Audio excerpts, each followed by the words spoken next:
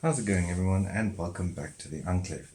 So, today we are going to be talking about the Lee powder measure, or the, auto drum powder measure, I think it's called, and basically what I did to set it up and get it running as reliably as I think it can run.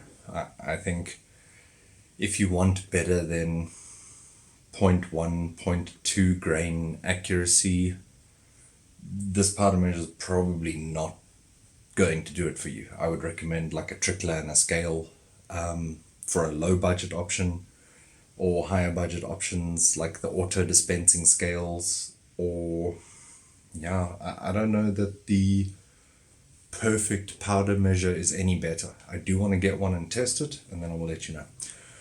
But yeah, if you admire the IDPA target behind me, that is because I came home the other day and that shelf had randomly just fallen off the wall. I guess that's what happens when you buy pretty much like the second cheapest shelf you can find at Builders. So I'm going to have to fix that and put it back up. So enjoy the target, and as it says, thank you for 2,400 subscribers. It was just the other day we had 2,000, now we had 2,400. I think it was less than a week ago almost. So yeah, I was planning a 2,000 subscriber special. Then I said to the wife, okay, well, we could start planning this and that, etc.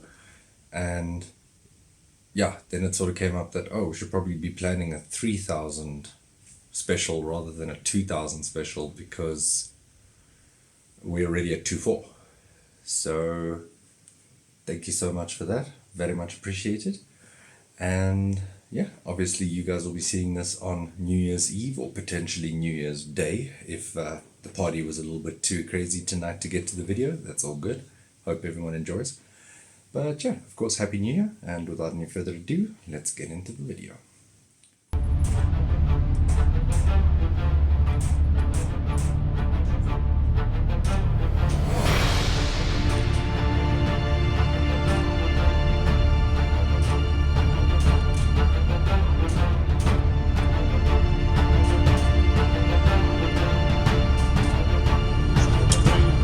Two, one. Okay, so we are back. The thing with this video that makes it quite difficult for me to really be doing is that I didn't really do too much special to this to get it to the point where it is throwing pretty much consistently every time, with the odd powder drop of 0.2 over or 0.2 under or less. And to be honest, I've found that even though I'm using pretty much max loads, those rounds that are at 0.2, I have loaded some specifically at 4.2 just to check how they feed through the guns, if things feel a bit crazy or look a bit crazy, etc. And honestly, I haven't felt any difference between those and the 4 grain loads. So I will do a video on how much powder really matters.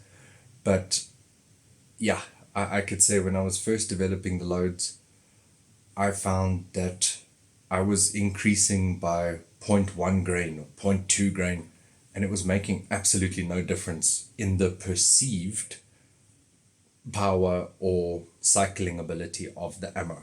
Obviously, it would have been developing slightly more pressure. That's a given.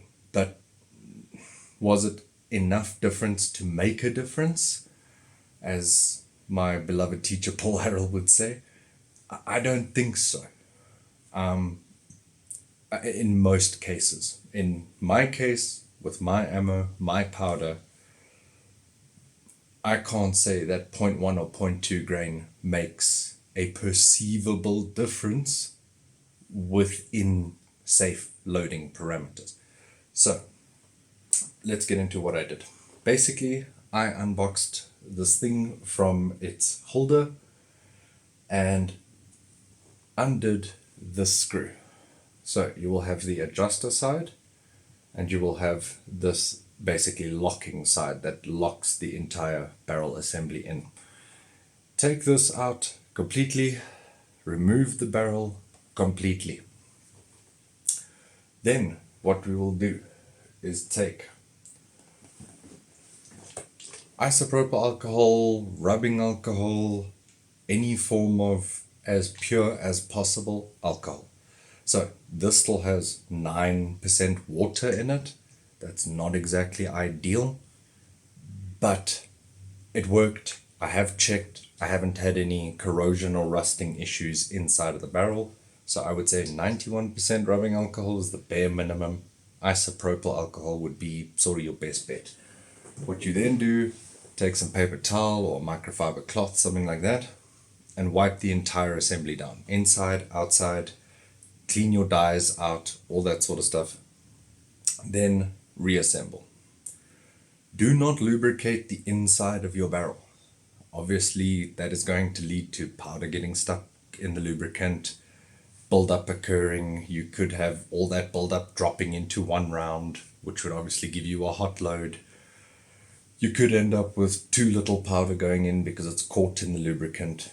Obviously, squib loads or malfunctions, whatever. I'll be honest, even at minimum or sub-minimum load on the Canucks, I did not experience squib loads. I actually have I can even get it for you while talking, I have my barrel checking rod in my bag, specifically for load development. Because if anything were to go wrong and you hear that distinctive peh instead of a bah, and you notice there's no hole in the paper, you definitely want to be checking before you take that next shot. Obviously, once you got things dialed in, you don't need to worry. But yeah, so do not lubricate the inside, lubricate the outside with CLP. This needs to be gone over again potentially. It's looking a bit dry. And that is pretty much the initial setup procedure.